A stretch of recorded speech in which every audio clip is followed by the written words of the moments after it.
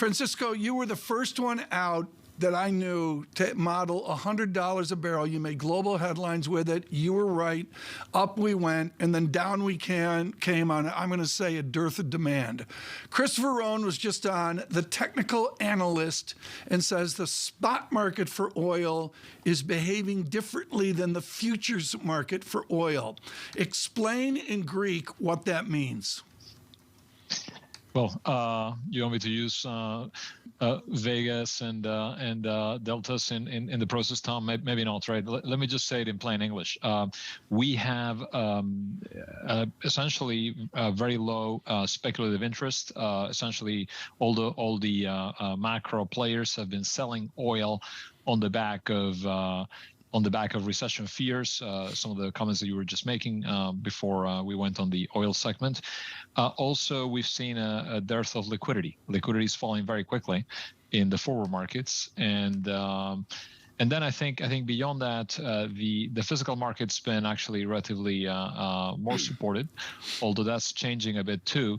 Because it turns out that the Russian supply disruption we were all expecting on the back of the EU sanctions hasn't really come through as expected, and maybe we won't be losing as much Russian oil after all. Long ago and far away, Lisa Abramowitz put two kids through school speculating on oil when it went down under zero. There was that huge shock of 18 months ago, 2 years ago. We kid her that she had 2 barrels of oil in her living room on delivery. Are we going to get the same spring here? Did we have a possibility of seeing 70 West Texas Intermediate become 95 or 100 West Texas Intermediate in a cup of coffee? I'm afraid so. I think we have a very springy, I think you use a great word there, springy oil market. Because inventories remain quite low, spare capacity is tight, and if you look at the 3 key drivers of oil prices heading into 2023, they're clearly, in my view, whatever happens to OPEC plus Russia, whatever happens to China reopening, and the third one being the Fed pivot. And the way I think about each one of those is, if you look at our 2023 numbers, all the demand growth that we forecast for next year is coming from emerging markets, with China being 50% of that and India being about 20%. So we need emerging markets to come back strong. And it's still a little early, it's still a little unclear how China is going to make a comeback. And it may be a different comeback than the one that we saw in the U.S. and in Europe, particularly if the reopening is one of fits and starts, partly because I think the Chinese population has not really been much exposed to COVID. We talk about the post-COVID world in Europe and the U.S., but really China hasn't had COVID broadly disseminated yet to the extent that we've seen it in most other countries in the world.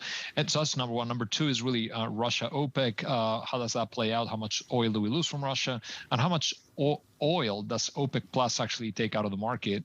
And then the third one really being the Fed tightening policy, and which at the moment we have OECD economies essentially growing zero next year. But of course, if the U.S. Fed fund rates go to 6%, 7%, that could become negative pretty quickly here, and that's another big uncertainty and part of the reason oil prices have been falling in recent days. So how much do you think that they could rise? I know that you have a target of perhaps $100 for WTI and $94 for Brent. How do we get there, given all of what you talk about, given that we already are seeing some fits and starts with respect to a China reopening, and it hasn't really caused the price to go up that much?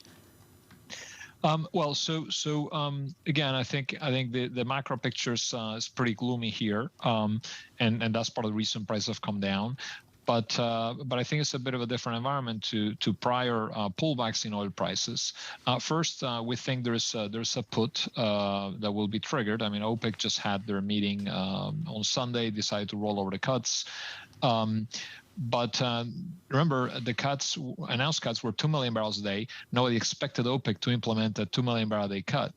They could actually go and do that. They could actually implement a deeper cut. And also, we're going to see WTI prices entering the range at which the U.S. government will start filling, or refilling rather, the strategic petroleum reserve. I remember that number that was put out by the White House was $72 a barrel.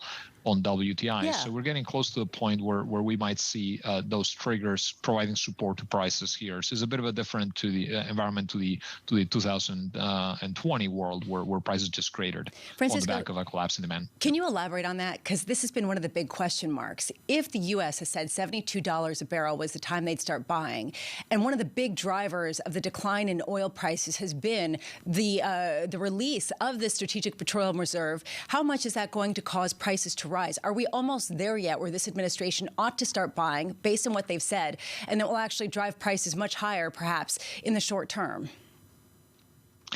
Well, again, I'm just going by what the White House communique was a couple months ago. They're saying they're going to be buying oil as soon as we get below the $72 threshold, and the balance could change pretty dramatically here. We could see an extra 500,000 barrels a day of demand from the U.S. Strategic Petroleum Reserve.